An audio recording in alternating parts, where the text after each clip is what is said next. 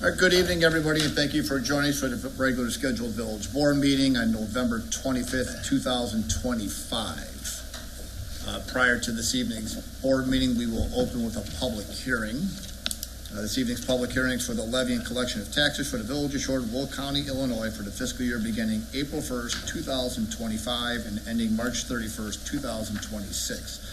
The public hearing is now open, or is there anybody from the public wishing to address the village board regarding the tax levy? Seeing none, can I have a motion to close the public hearing? So moved. Second. Motion by trustee Amos, second by trustee Chapman. Roll call to close the public hearing. Amos. Yes. Beviak. Yes. Brockman. Yes. Chapman. Yes. Luciano. Yes. And Selfridge. Yes. All right, public hearing is now closed. With that, we will move into starting our village board meeting. With that, please join me in the Pledge of Allegiance. Pledge allegiance to the flag of the United States of America and to the republic for which it stands, one nation, under God, indivisible, with liberty and justice for all.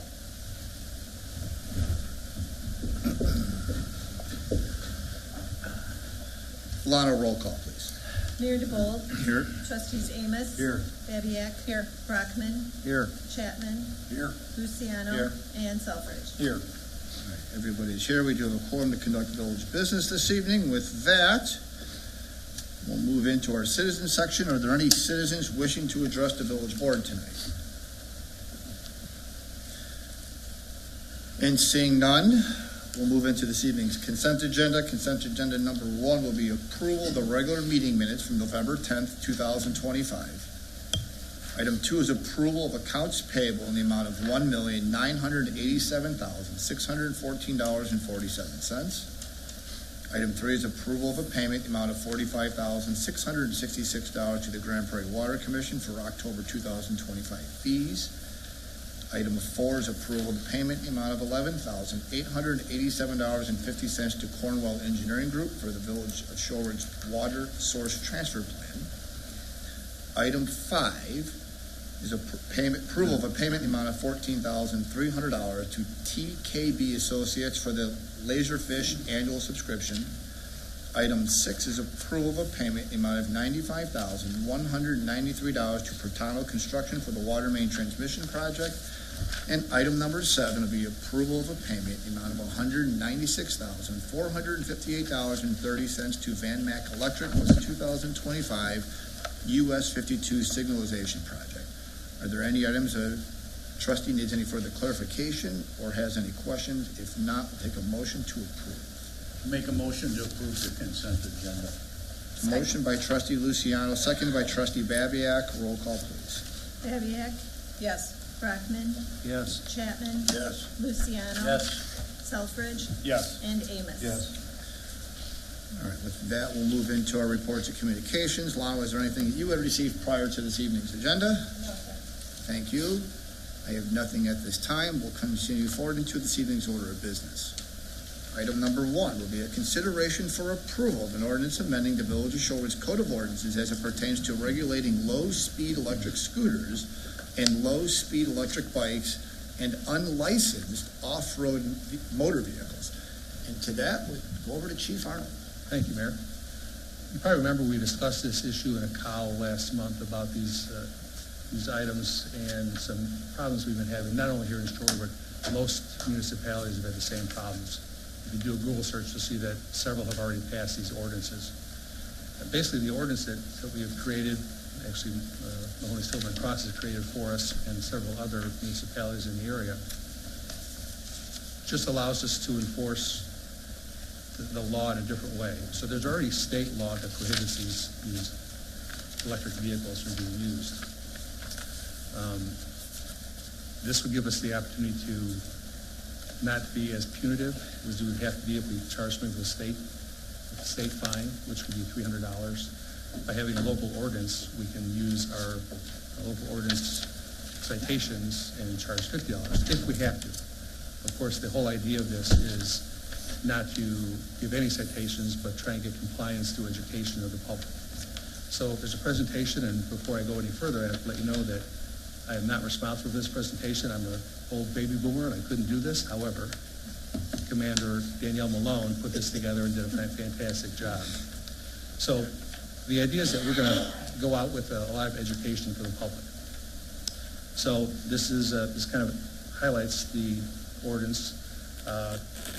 It describes what is covered with these. So the low-speed electric scooters, e-scooters, is a vehicle under 100 pounds. It has 2 or 3 wheels. It goes a maximum of 10 miles an hour. It is not a moped. It has handlebars and a standing floorboard, and it is powered by an electric motor and human power.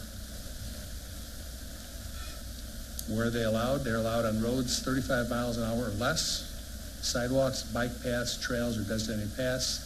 They are not allowed on a state, county, or township road or roads with a speed limit over 35 miles an hour. For instance, River Road. They would not be allowed on River Road because the speed limit is 40 miles an hour. There's e-scooter rules in our new ordinance. Operators must be 18 and above. They must follow all traffic laws. Night lighting is required. They must have functional brakes. They cannot carry items preventing one-hand control. Hands-free only for mobile devices. One rider only. Cannot operate them under the influence of drugs or alcohol. They must be well maintained and in good operating condition. The next is a low-speed electric bicycle or an e-bike. There's 3 different classes defined by the state law. Class 1 is a bike that has pedal assist and will go up to 20 miles an hour. Class 2 is a throttle optional bike that will go up to 20 miles an hour. And Class 3 is a pedal assist that goes up to 28 miles per hour. Where are e-bikes allowed? Class 1 and 2 bikes are allowed on village roads, on bike paths, trails, or designated paths. They are not allowed on sidewalks. They are not allowed on state highways. The Class 3 bikes are allowed on roads only under 35 miles per hour, the same as the scooters were. They are prohibited on bike paths and sidewalks, and they are not allowed on state highways. E-bike rules, the operators under 18 must wear a helmet. They must follow all Illinois bicycle laws. They must have 2 pedals. Nighttime lighting is required. They must have a horn or a bell. They must have functioning brakes. No use on roads with speed limits above 35. One rider only. They must display the bike class, top assisted speed, or motor wattage. That is something that was required by the manufacturers to have those information on the bicycles. A Class 3 must have a speedometer. Hands-free mobile device use only. They must obey the posted speed limits. No modified or altered e-bikes, such as removing the pedals, adding a throttle. Some people get very creative, and somehow they can make those motors go a lot faster than they're made to go. And then Ordinance 653, unlicensed off-road vehicles. We have a lot of complaints about these. The officers do a good job trying to round these up if we can, but sometimes they can be quite elusive, especially in the field. This includes ATVs, go-karts, mini bikes, off-road motorcycles, any motor-driven vehicle not titled or registered by the state. Where are they allowed? They are not allowed. Not allowed on public property, parks, schools, sidewalks, trails without permission. Are not allowed on a public street, and we will tow them if they are found on a public street. They're not allowed even on private property without written permission. So if somebody's going to use them in a farmer's field, he has to have a written letter from the farmer or whoever the property owner is saying it's okay for them to use it there. Any careless, reckless, or negligent operation, which is what most of our calls come in. People see these vehicles going crazy riding across the roads, through ditches, and the fields. Excessive or unreasonable speed. Some of them, again, go quite fast. They're modified. Also, the loud or disruptive noises we get complaints on quite often. So this is the trifold pamphlet. If you've got that in front of you now, it was passed down. So this is just a sample of what we're going to come up with if you choose to pass the ordinance. When our officers stop somebody in violation of this ordinance, the idea is that they will contact the parent. The parent has to be contacted if they're under 18, and provide this pamphlet to the parents and to the person to better explain. It'll be several warnings, right? We're trying to get compliance. We're not trying to issue citations. We're not trying to punitively hurt anybody, any of our residents. So that's the sample we have in front of you of the trifold pamphlet. This is the other side of it. You'll notice there's a QR code on the pamphlet. The pamphlet you have, that QR code is not yet active, but the idea is if you pass the ordinance, that QR code will take the people, they just scan it, it'll take them to the full ordinance so they can read the entire thing. For us to put the entire ordinance on a pamphlet would just be pointless, so this way they can do it electronically and read that. That's the other side of the pamphlet. And then we also, Commander Malone has created a video to go on our social media if this ordinance passes that really educates people, and I'll start to play it for you. Unfortunately, we don't have sound available.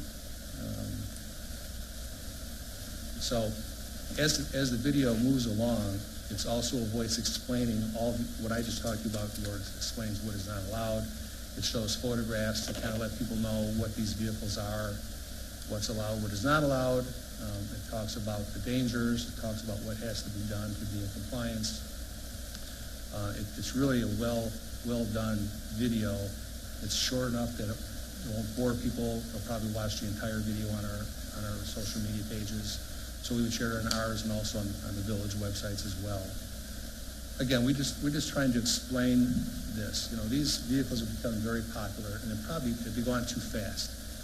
We haven't been able to keep up with how fast they've gotten popular and not being able to explain how dangerous they are. Just 2 years ago, we had a 14-year-old in town here who was on one of these vehicles, had smashed into a moving vehicle, had to be airlifted, traumatic brain injury. Very lucky that he didn't pass away, but they were able to save him, and you know, he's still with us today. But we hear all around the communities of all these dangerous accidents. You know, when you have somebody who's under 16, might not have a license, they don't know the rules of the road. They don't understand about speeds and what they can do and what they can't do. So we just need to limit that until they're able to learn those things. So the whole idea is getting this ordinance passed before people start buying Christmas presents for their kids, to let them know that this is not allowed. Better off using your money for something else or a different type of a gift. But again, the whole idea is education, to get the community to understand why we're doing this. We are not alone. We're probably behind the eight ball, or behind the flow, actually, of how many people have already passed these ordinances to prohibit these items. Mr. Silverman, I don't know, has Shannon passed theirs yet? I know Manuka passed theirs recently. Shannon did. So Plainfield has had theirs for a few months now. So again, this is consideration for it. I believe this is the first read, but we'd also like to possibly waive the second read so we can get this information out quickly before the Christmas shopping is full. Any questions? I have one. Sure. The liability-wise, there's, in all three of the categories, there's a parental liability section, and it reads pretty much the same way. All damages and injuries to persons or property resulting therefrom. Parents Correct. responsible for it. Have we considered, or again, the idea here is that we want compliance, right? Correct. Okay. Should there be fines, penalties, things like that have some teeth to this? Yes. So by creating an ordinance, we would then be able to issue local ordinance citations that would come to the adjudicator that we have once a month. But again, the fines would be far less than if we were to go with the state law and charge that. Those fines, we had to send them over to the county courthouse. I think they're $300 now for citations, where with our local ordinance citations, if it comes to a point that we have to issue a citation, and again, it's not what we want to do, but if we have to, because we warn this person 3 or 4 or 5 times, or there has been an accident here involved and they were the cause of, it could be a $50 citation as a local ordinance instead. So less hurtful to our residents. The only concern I have, this looks good, by the way. Thank you. The only concern I have is the multiple time situation. All it takes is once, That's right. and some child's lost. Yep. Absolutely. So, is there something we can do to, I don't want to overstep, but is there something we can put in here that would call out penalties and firm up how we enforce? I believe that should, when it goes into the ordinance, it should have what section that the fines would fall under that would go with the local ordinance fees. Again, our adjudication ordinance fines start at $50. Okay. Yeah, this should fall under the general penalty decisions of the code of ordinance, including. Yes. You know, I had one question about the low-speed electric scooter. I'm assuming that's what's pictured on the front of the brochure with the one girl and one boy. Yes. And that, according to that, what it says here, you're saying that you have to be 18? For the, Am I reading that right? to be on the street, yes. So I'm confused because these kids certainly don't look 18. Exactly. So, They're not allowed to. That's the whole idea, to educate the public that that's not allowed. yeah, no, so this is showing that that's not allowed for the kids. Yes, right. And then just one other question. Are we going to be able to enforce this? Well, it'll be easier with the low-speed scooters. Well, I know it's a Yeah. hit and miss thing because Right. most of the times when something happens, police have to be there to witness it.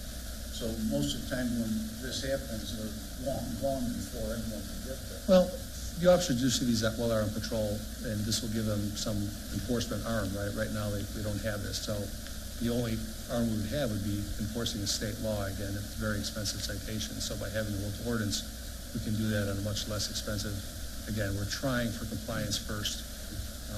Depending on how erratic the person is, the officer might say, hey, you're getting a $50 ticket now because you're just, you're so outside of what is allowed. Thank you. Sure. You responded to Trustee Luciano's question, they have to be 18 to be on the road. But is it 18 to be on a low-speed scooter, period, or on the road? I believe it's only on the road. Yeah. So you could run, If- under 18 could ride a low-speed scooter on the sidewalks, and that's not, Well, depends on which one. I don't believe that the low speed are allowed on sidewalks. We actually on private property. it does say that they are, For the low speed. for the low speed. Yeah, I'm sorry. Correct. Not on the road. The idea being on the street, they don't know the rules of the road. They'll have accident cars. But sidewalks, low speed, Low speed. are okay on sidewalks. So then my other question is, because this covers e-scooters up to 10 miles per hour, and then there's bikes with pedals. But then what about scooters that go 15 or 20 miles per hour without pedals? Where do they fall in this? Those would be out of compliance because they're going faster than 10 miles an hour. There's a limit put on the speed that they can go to be able to be operated. So those would almost be like a moped scooter, where Yes. you need anything faster than 10 miles per hour, you have to have a driver's license, I guess, to operate? Yes, Okay. But so the children could still ride them on sidewalks, they just can't ride them on the streets. as long as they're low speed. The low speed. The low speed, it says, You must be 18. So that's why, no matter what, it's 18. 18, yes. To be on you could, in a driveway, a privately owned driveway, they could be on it, but not on anything public, not Not on in the a public, sidewalks, okay. on the trails, Okay. on the streets. Okay. They can't be Correct. going up and down the neighbor's No. sidewalk on the block there. No, they cannot. I'm And that sorry. 18-year-old, that is given from the state of Illinois, correct? Yes, correct. Okay, Yeah, our ordinance follows the state law. okay. Is there anything that someone under 18 motorized can ride? A bicycle. They don't mention anything. A pedal bicycle or a scooter that doesn't have a motor on it. So they can't ride anything motorized? Correct. Any questions on somebody over here?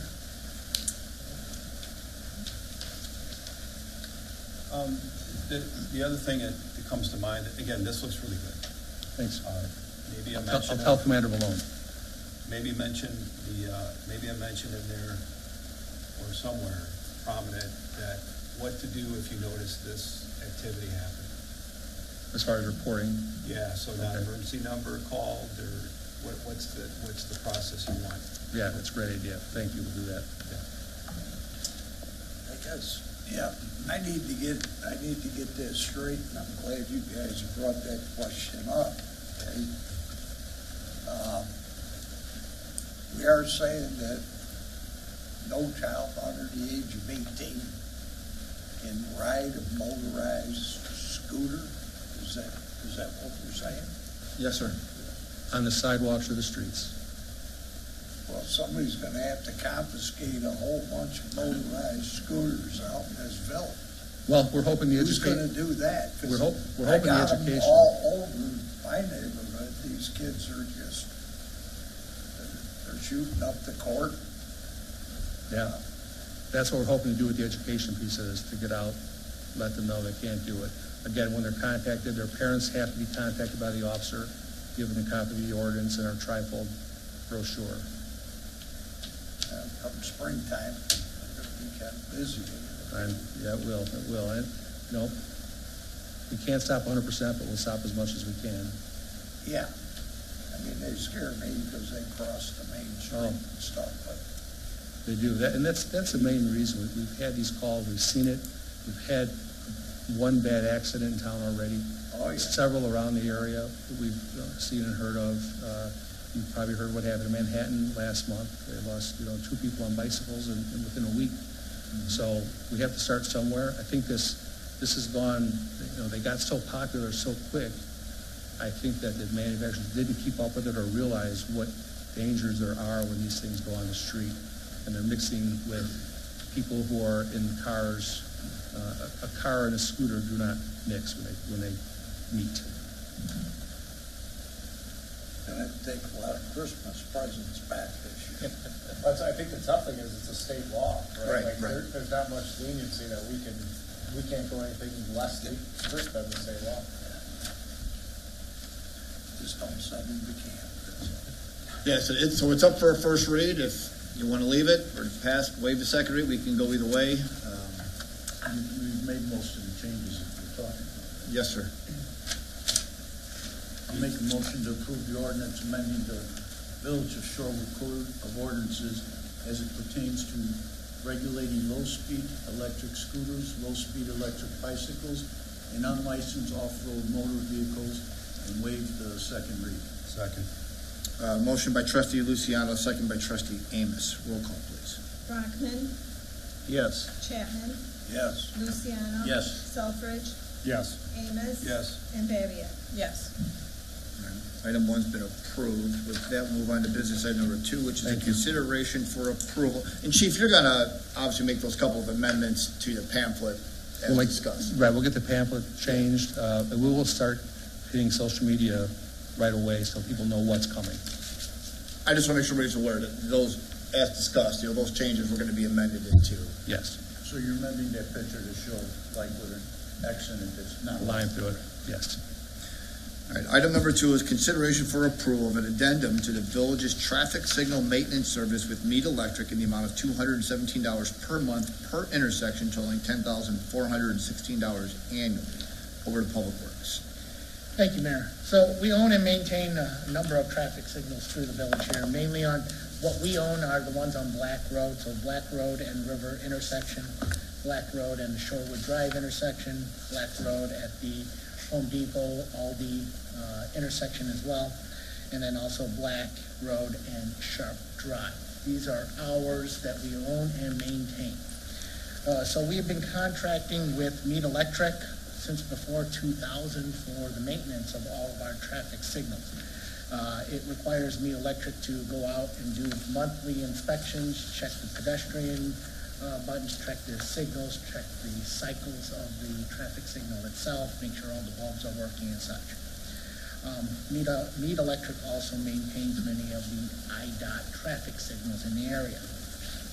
So our contract with Mead Electric has been ongoing for quite some time. Attached is the addendum requesting for an increase of approximately 3%. So it's going up from $210.47 per intersection per month to $217 per intersection per month. So that would be an annual total cost of $10,416 per year. So we are recommending that the village board approve the amendment with Mead in the amount of $217 per month per intersection or totaling $10,416 per year for the monthly inspection and maintenance of our traffic signals. Any questions? Nora, how often are they finding deficiencies? Is it from bulbs out to crosswalk lights or indicators not working? Is it- Sometimes our detector loops aren't working. It's not very often, but before they do any kind of maintenance to it, they have to notify us and let us know that these deficiencies exist at the intersection. Are they finding timing loops that you said are out of sync and stuff of that nature, or that? Those are rare, but once in a while, yes. How long does it take to do an inspection like this? Probably about an hour per intersection. And then whatever repairs takes extra? Correct. Anybody else have any questions from Noriel on that? Not take a motion to approve our ongoing maintenance. Make a motion to approve an addenda for the village's traffic signal maintenance service with Mead Electric in the amount of $217 per month per intersection, totaling $10,416 annually. Second. Motion by trustee Amos, seconded by trustee Babiak. Roll call, please. Chapman? Yes. Luciano? Yes. Selfridge? Yes. Amos? Yes. Debbiak? Yes. And Brockman? Yes. Thank you. Item 2 has been approved. Business item number 3 be a consideration for approval of an ordinance for the levy and collection of taxes for the village of Shorewood, Will County, Illinois for the fiscal year beginning April 1st, 2025 and ending March 31st, 2026. This item is up for a second read and over to finance. Thank you, Mayor. This is the second read of our tax levy for the 2025 calendar year. This does represent the EAB as estimated and provided by the county at this time. The amount that we're proposing to levy now would hold that tax rate level with what we have extended for the last 2 calendar years. The county is working on finalizing that EAB at this time also, so when they return that to us with our rate calculation sheet in the spring, we will have an opportunity to reduce our total levy if we would like, but we cannot increase it. So if we have overestimated, we can drop that down if our desire is still to keep that rate amount level with what it has been these last 2 years. The total levy in dollars is $2,320,101.58. The increases over the last year have been applied to the police pension amount as determined by the actuary that goes off of that presentation that we had during the audit time. The rest of that increase would be applied to the corporate line that goes into the general fund for day-to-day operations here at the village. Be happy to take any questions. Obviously, last meeting we did our first read on this. We had our public hearing, and here we are at our second read on this. Does anybody have any questions or concern about the presentation on the tax law? No? I'll make a motion for the approval of an ordinance for the levy and collection of taxes for the village of Shorewood, Will County, Illinois for the fiscal year beginning April 1st, 2025 and ending March 31st, 2026. Motion by trustee Selfridge, Second. second by trustee Babiak. Roll call, please. Luciano? Yes. Selfridge? Yes. Amos? Yes. Debbiak? Yes. Brockman? Yes. And Chapman? Yes. All right, moving on to business item number 4 will be a consideration for approval of resolution approving a site plan amendment for 1001 Geneva. Trustee Brockman and Ms. Engel. Thank you, Mayor. At our last planning and zoning meeting, we looked at this agenda item. It does come here with a 7-0 approval vote from the commissioners to approve it at the board level. 2 residents did speak in regarding to all the problems and noise that was being created there, and I think since then that's been alleviated. So, Natalie, could you give us the particulars on this, please? Certainly. So the property is 1001 Geneva, formerly occupied by Schwann's Food, and it was recently occupied by a group who had moved in with a business license. The property owners have been working with them, have terminated the lease, and at last check, they had all but a truck and a trailer out of there. So luckily that problem has gone away. The property has about a 6,000 square foot building on it, shown in blue. The area shown in purple is currently an asphalt parking lot. and the area shown in green is currently a gravel lot. They're looking to do some improvements. They don't have a tenant at this point, but it's basically a site plan approval they're requesting. So again, we've got the building shown in blue. They are proposing to take the 19 parking spaces that are highlighted here in purple and make those for passenger vehicles only, so either for their staff or their guests. They would like to add 10 truck and trailer parking spaces behind the lot, basically in the area that was part of the gravel parking lot and a little bit beyond that. There's also one loading dock, which I've also highlighted in yellow. They plan to put up an 8-foot privacy fence with an automatic gate. That's one of those solid vinyl fences. Within that fence area, they'd like to plant a row of evergreens to provide some additional screening, and they will also maintain the existing tree buffer. There's no proposed stormwater improvements. They haven't triggered the requirement with the site plan. And basically, having to take any questions, the property owner, broker, and their attorney are here as well. If you have any questions for them. So they're just looking to improve the property, they don't have a tenant, is what it is right now? That's right. Anybody have any questions for me? Yeah, why the additional truck on the back? I think they were looking to maximize their space, so they came up with 10 parking spaces based on the width behind it. I think it also, came back to when they were originally looking at the building, they were looking with British Transportation, which was a company that was going to be repairing vehicles, and they started looking at the site plan and came up with this plan, and I think in the end they liked it and they thought it would be marketable as that. So it's 10 parking spaces to the 6,000 square foot building. Yeah, thank you. And do we have a picture of that tree buffer as it exists today? I haven't gotten my eyes on it yet. We do not, no, it's just All right. that, there's 2 buffers essentially. There's the evergreen buffer they're gonna be Sure. planting, which I believe are arborvitae, and then there's the existing buffer, which is mostly deciduous tree. Kind of looks natural, although I think they were planted. Okay.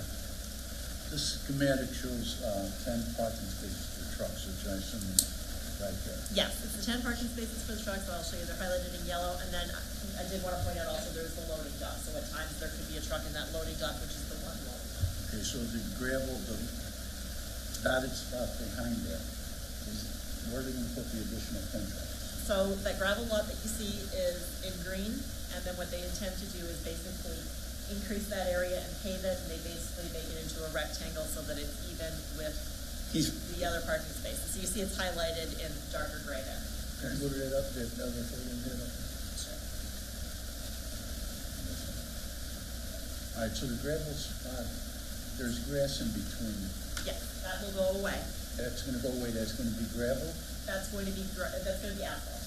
So they're gonna basically take that lot and they'll go all the way towards the top so that it's in line with the other parking spaces, and then they'll take it so that it, basically they're gonna square it off. So they're gonna be adding some extra All right, so parking area. would they be using the gravel spot to put trailers in? They will, but it will be asphalt by the time they do that. Okay, so is that gonna be part of the condition, approving this? Yes, that's That part would of the be site. gravel before they start parking it?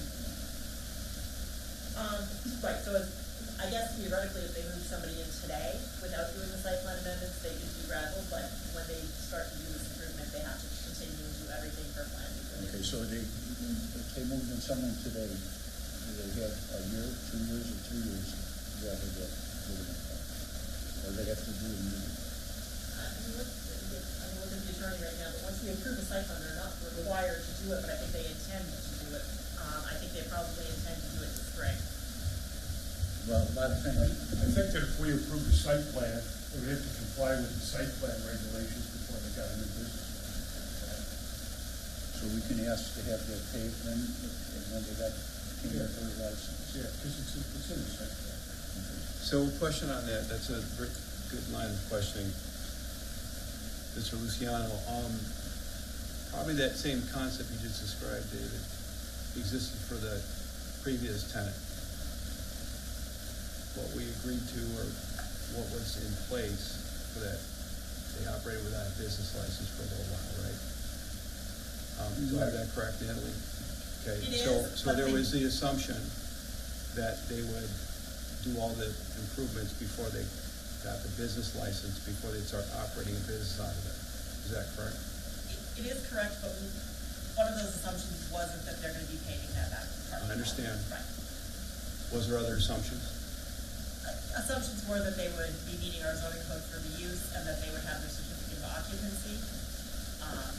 But in terms of site plan, their lot is theoretically in compliance with our current code, like our code, because it was all built legally with a permit back in the day. It's just- So why am I asking is because I just would hate for the village to have to put all that energy into reversing course again, like they did with this last time. So I don't know how we figure that out. I don't have an answer, but it would be nice not having to do all that enforcement again.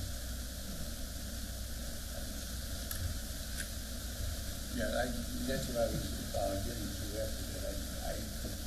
Too much time to make assumptions and it never gets done. And you end up with Maybe the owners here, maybe they can answer the question. Nana, can you just put the layout up one more time for a minute? Please. Okay. So can you walk through that one more time again, please? So I think that'll help clarify. So in blue, you have the existing building. Correct. In purple, you have the existing paved parking spaces that are going to be repurposed, so they're for passenger vehicles only. In yellow, you have, along the back, you have the new 10 parking spaces, and then I also highlighted the single one in yellow, which is the existing loading dock. Then in green, you have the fence that they're going to be putting up, which will have an automatic gate. In the light green, you have the new evergreens that they're going to be planting within the fenced-in area. And then in orange is the existing tree buffer. And for sake of clarity, can you back up 2 points, please? Okay, inside what's going between the trailer parking and where those arborvitaes are? For sake of clarity, please. They're basically going to be planting grass seed, nothing more. That's fine, thank you. So behind where the paved lot's going to be between those arborvitaes, whatever the evergreen, whatever they plant, there's a grass buffer between there as well. Yes. And then otherwise, it's all paved for 10 trailer stalls, and the rest of the employee parking lot is all paved. Correct. We're doing away with the gravel. We're doing away with the gravel. So again, I go back to my original question. Yeah. Where are the 10 other spaces going? Are they only going to have 10, or are they going to? They're only going to have 10. They're only going to have 10. So the gravel behind there will just be gravel, nothing being parked on. The gravel behind there will be ripped up, and then they will put in the new asphalt parking lot. That giant rectangle that's got some yellow on it. They'll be putting that in. They'll be ripping out all the gravel, and they'll be putting in asphalt. Right now. Yes, or when weather permits. I don't imagine they're going to be able to do it. Parking 10 trailers. There's not 10 extra. No, there's 10 trailers, and theoretically they could have one at the dock. I thought they were putting 10 extra besides the 10 that were. No, I'm sure they don't have enough for 10 right now. And then for that grass area, you can't park trailers or vehicles and stuff back there? Correct. And then the arborvitaes, do they have to, like that number shown on there, that's what has to be followed? Absolutely. And they have to be put in at a minimum of 6 feet tall. We have certain requirements for how they get planted. Okay. And then the last thing is, this is just a site plan, it's nothing to do with who's gonna go in there. If Yeah. it's in compliance, they just come for a license. If it's not in compliance, they have to come back to the zoning. Correct. And the board. That's right. Any questions over here? Yes, sir. Well before your time, Natalie, but I think what concerns me is Schwann's came and put an addition on the parking area. Mm-hmm. And now we're getting another addition to the parking area without any water retention whatsoever. And I know Will County doesn't, but to me, that really disturbs me that, because where's that water gonna go? Directly to the south? Yeah, I guess I can't speak to exactly where it's going to flow, but yes, you're right. It is disturbing, right? Because it's an area that has water problems, not necessarily created by this site, but it would be nice to get some improvements. Unfortunately, they just don't trigger the requirements, so we can't make them do it. Okay. So their improvements don't trigger it. Next to them is like an empty lot. If they ever do improvements, would that trigger it? Yes. Or is it just, it's not site specific, it's that whole area, right? Well, it's site specific, but if they ever did improve, they did a 5,000 square foot building with 2 parking spaces, they wouldn't trigger it. But anything over, I believe it's 25,000 square feet of disturbance triggers it. So what we do, whenever we have these additions, we check and we see, since the Will County Stormwater Ordinance went in, how much has been improved, and have we gone beyond that 25,000 square feet. Okay. In this case, they had, they've done 2 additions. They did that gravel parking lot addition, and then they did this one, but they're ripping out that gravel parking lot so that you don't count it because it's getting replaced again. Gotcha. Okay, thank you. Any other questions, comments, concerns? If there is no other comments, I'll make a motion. Mayor, or Rick, did you have something? No. Oh, okay. Thank you. Make a motion to approve a resolution approving a site plan amendment for 1001 Geneva Street. Second. Motion by trustee Brockman, second by trustee Selfridge. Roll call for the site amendment. Selfridge, Yes. Demus, No. Babiak, Yes. Brockman, No. Chapman, Yes. and Luciano. No. And Mayor DeVoe. Yes.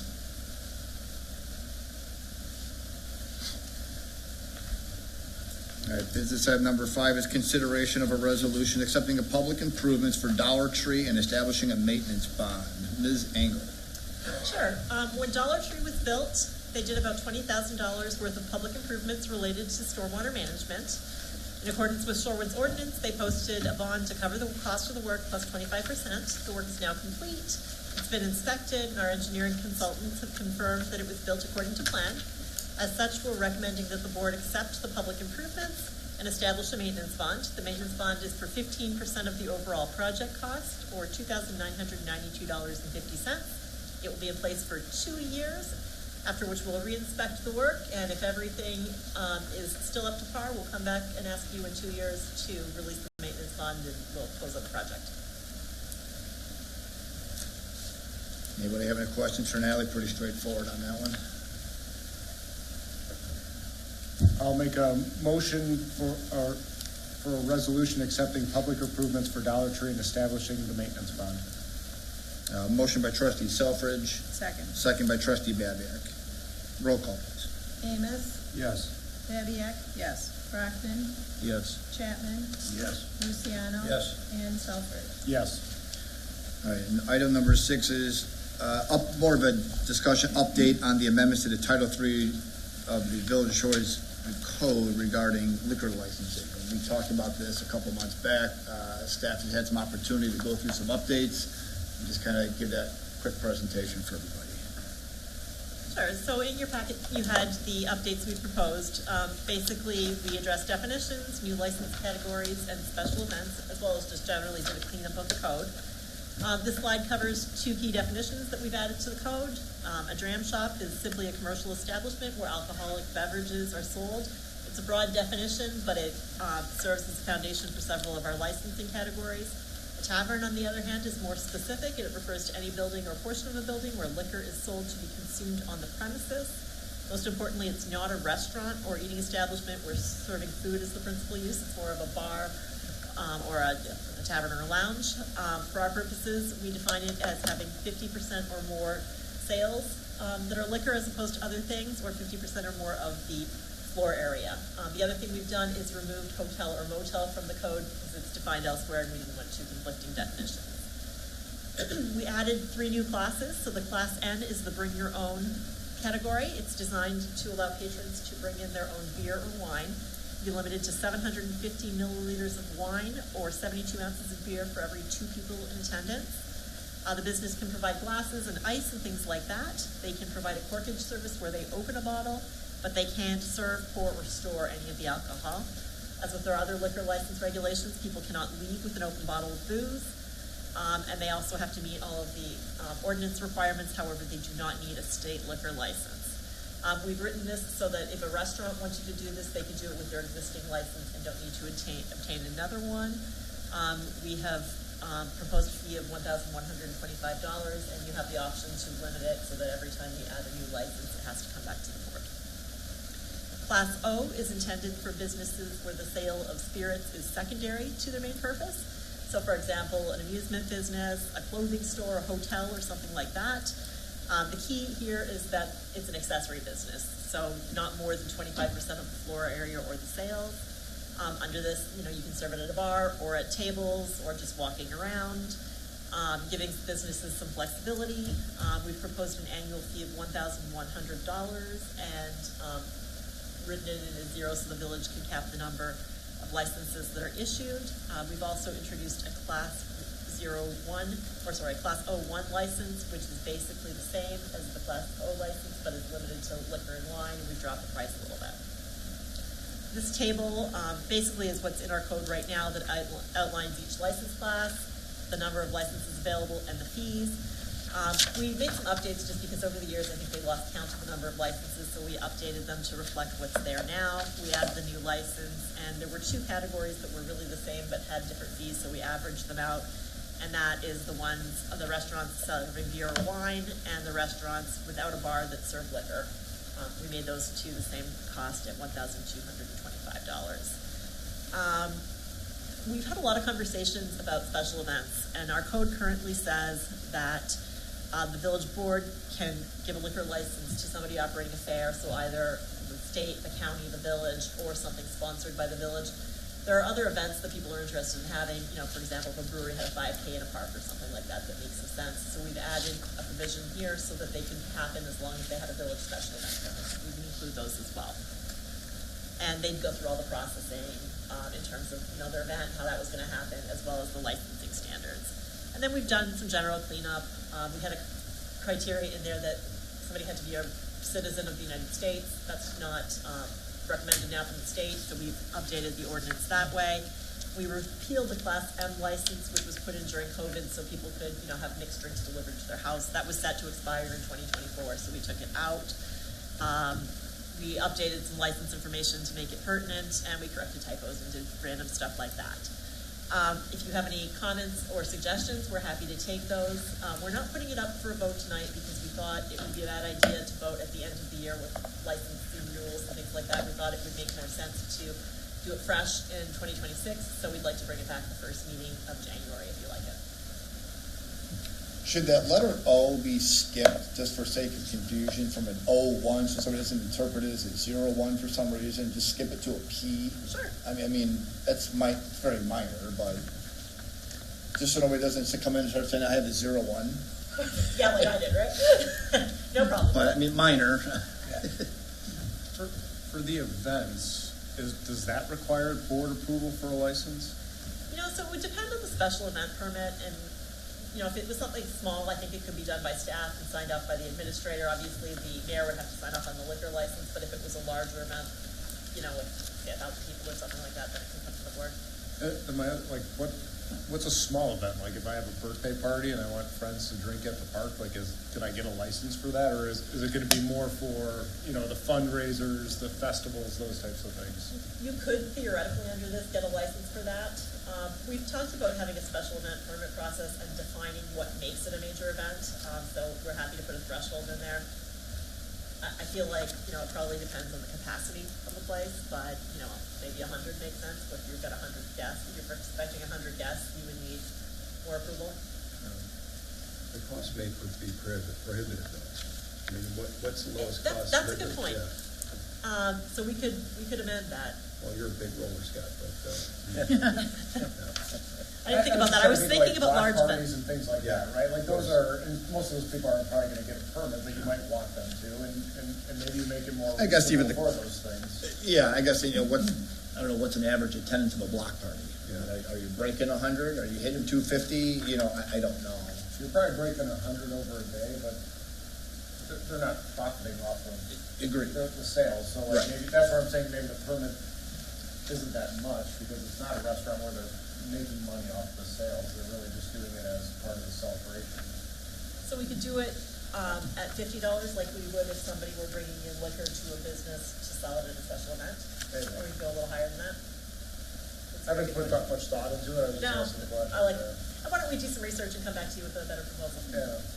Would you just show up that, I've got a quick question or a quick last slide, the very last slide you had there. Bullet 1 there is, that was a requirement in it when we were looking at it before?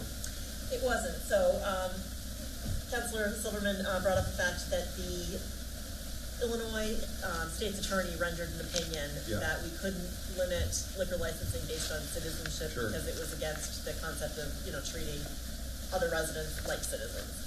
Yeah, I'm just surprised to see that. Thank you. Yeah, There's no and there's way probably, in general. Yeah, all right. just probably a much more eloquent way. to Didn't say realize that was in the mix. You know what, it's in probably a lot of ordinances, but it Yeah. just doesn't get enforced anymore. Yeah. So now is a good time with all these changes to clean it up. Yeah. Thank Yeah. Is, I don't know this, but I'm asking a question. Is bring your own something that's become popular? Yes. It is? I know years ago, they used, most places in the South, Texas, and those used to bring their own, but I thought there was something in the past. I don't know. You know, there's still, I guess I'm the expert. There's still some places where you go where they just don't have a liquor license and you bring their own. But you see a lot of restaurants allow you to bring a bottle of wine and like for special occasions and stuff.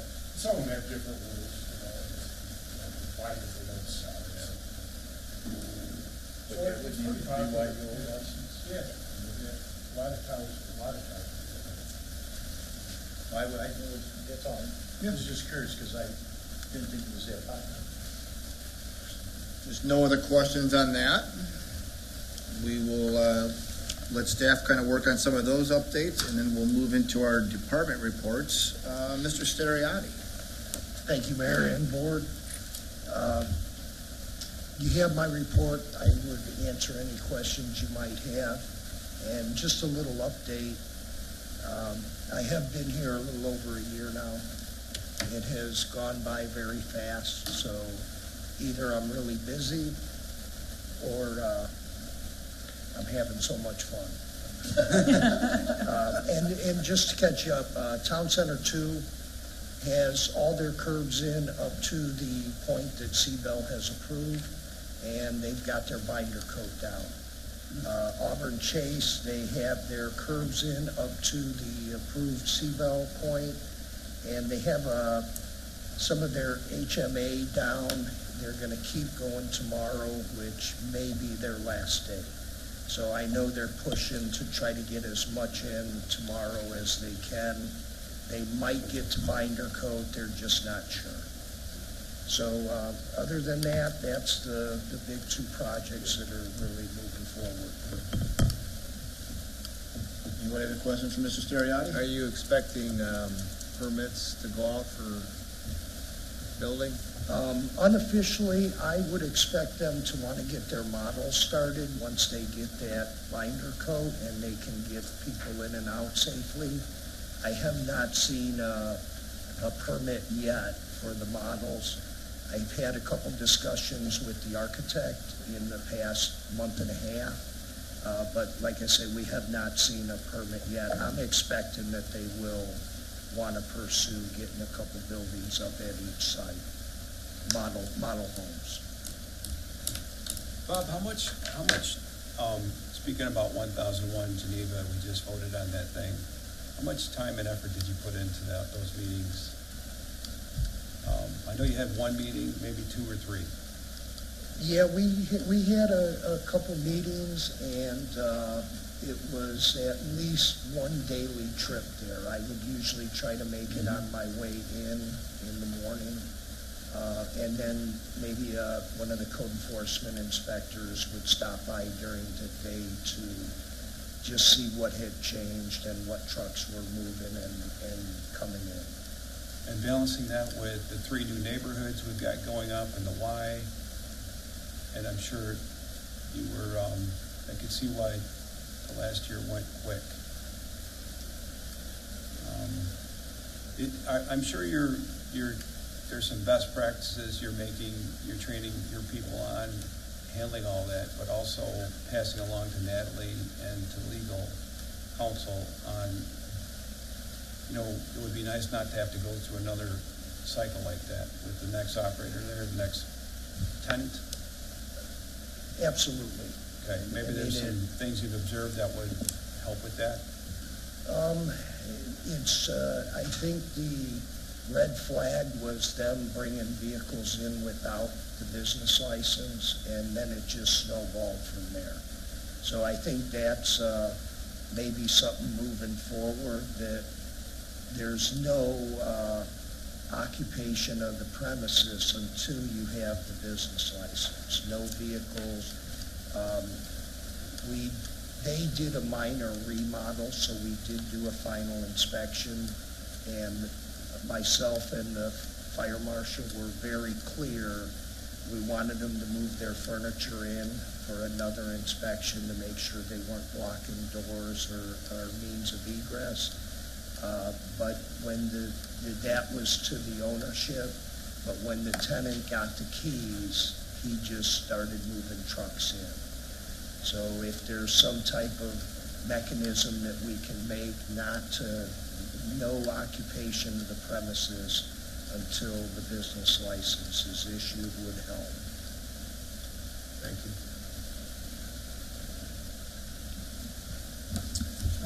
With that, community development, Ms. Engel. Thank you. This fall, the village launched a resident recognition program to recognize residents who've made a profound impact on their community or have received a major award. If you know of any notable neighbors, please visit shorewoodil.gov and submit an application form, which is under the resident tab. We're also thrilled to announce that we've issued 2 new business licenses to restaurants, which should be opening within the next days. There's La Dolce Pizza at Hamel Creek Commons, as well as Barrio Burrito Bar at Shorewood Commons. Those should be open pretty soon, and then S&T Provisions will follow very shortly thereafter. Any questions from Natalie? Finance? Thank you. We've now got the tax levy wrapped up, and we'll turn our attention to the budget. Departments have had their budget package for a little over a month now, and they should be wrapping up that first round of edits and turning those back in the next week or 2 here, so you can get to work on getting you a first draft of that budget. Be happy to take any questions. All right. With that, we'll move over to Parks. Ms. Fitzpatrick. Good evening. Just a few reminders. Our annual holiday market will take place next weekend, December 5th and 6th, out here in our town center. Friday, December 5th at 5 p.m. will be the annual tree lighting, so be sure to stop out for that. Also, just a heads up, this is a little in advance, but we will be hosting our Youth in Government Day again this February on the 10th. So we will be reaching out to some of the trustees leading up to that for your attendance and your help with the kids to make that a wonderful day. And then our newsletters are available online and registration is open. We are just waiting on the post office for them to be delivered to homes. Any questions? All right, thank you. Over to Police Chief. Thanks, Mayor. I just want to say first, Bob, we're all much happier since you've been here the last year. We're all happy. Thank you very much for enlightening us. As you know, we have 3 recruits in the academy right now. I'm happy to report that I received their most recent progress reports. They're all doing in the 90, their scores are all average in the 90s, mid to high 90s. They'll be graduating from the academy on December the 19th. Just as quick as that happens, we have 3 new candidates that will start in January Academy. The technicians have done a really good job getting all those background packets put together. They'll go into the next phase now, the conditional offer of employment to finish up the medical portions of their testing. Also a reminder that our Shop with the Cop event is going to be on December 14th. It's something we do every year. We put out a flyer in the last month's water billing, and I just can't believe the response we've had. Our wonderful residents of Short have donated over $7,000 to this Shop with the Cop campaign. So thanks to everyone who did that. We really appreciate it. It's going to help with all those kids to have a really nice Christmas this year.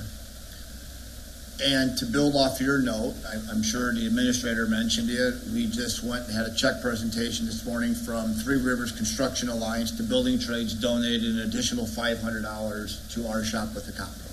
Yeah, it was great. So we were very appreciative that we were one of the communities selected by the trades. So, but again, and I believe the administrator already mentioned that too. Yeah, same. He brought the check today, so that's part of what we got. So thank you. Any questions? Okay, thank you very much. Have a nice Thanksgiving. Public Works, Norio.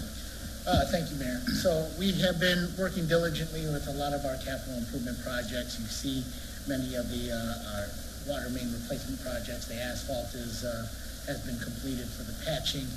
So for those locations such as Birch, Shady, Maple, Oak, Cedar, we will be, so if you see a little issues of asphalt, that's not the final product. We are scheduling a resurfacing next year for that entire subdivision to get resurfaced. All right, now with that, Public Works, we've been very busy over the last 3 weeks here. The staff has been diligently working long hours trying to get all the lights up here for our town center for all the festivities in this area here as well. And then our Public Works, the remainder of our staff has been pulling very long hours for our leaf pickup program. They've been working almost the last 2 weeks, 13 days straight, just about trying to get the pick up all the leaves. We do have some weather that's coming in over the holiday. Please note that the leaf pickup program will come to a halt if I got 6 inches of snow on top of the leaves. The residents do have options. We will try our best as Public Works. If the snow melts, if the leaves are not frozen, we will try to make another pass at it. But given the circumstances, the other option is for residents to utilize the waste management program where they pick up until December, the second week in December, they pick up on the leaf program. But it would require them to bag the leaves. Any questions? Is the Earl project going to be finished this year? We are still trying to push the contractor. That's the best information I have. Yeah, we've got their retainer over $1 million though. All right. Administrator. No report. All right. With that, we'll move into our trustee comments. Trustee Amos. No comment, thank you. No problem. Trustee Babiak. No comment other than just to wish everyone a happy Thanksgiving and enjoy your family time. Very good. Thank you. Trustee Brock. Thank you, Mayor. Our next meeting for planning and zoning will be December 3rd, and we will continue the public hearing we had on industrial text amendment. Anything else that you can tell us, Natalie? Or? Yeah, we're planning to just have the entire meeting dedicated to industrial. Okay. Other than that, that's all I've got. Thank you. No problem. Thank you. Trustee Chapman. No comment. Thank you, sir. Trustee Luciano. Citizens Advisory Committee will not be meeting until January 2026 because of the holidays. And like always, if anyone's interested in becoming involved, they can contact myself or any of your members through the information on the village website. And I'd like to wish everyone a happy Thanksgiving. Thank you, sir. And Trustee Selfridge. Just wish everyone a happy Thanksgiving. Thank you, Mayor. Thank you, sir. With that, I hope everybody got, and all of our residents have a wonderful weekend coming up here in a couple of days, and it's going to get cold. Dress appropriately for this incoming cold front. And with that, we'll take a motion to adjourn, please. So moved. Motion by Trustee Luciano. Second. Second by Trustee Selfridge. Roll call, please. Babiak? Yes. Brockman? Yes. Chapman? Yes. Luciano? Yes. Selfridge? Yes. And Amos? Yes. All right, we are adjourned.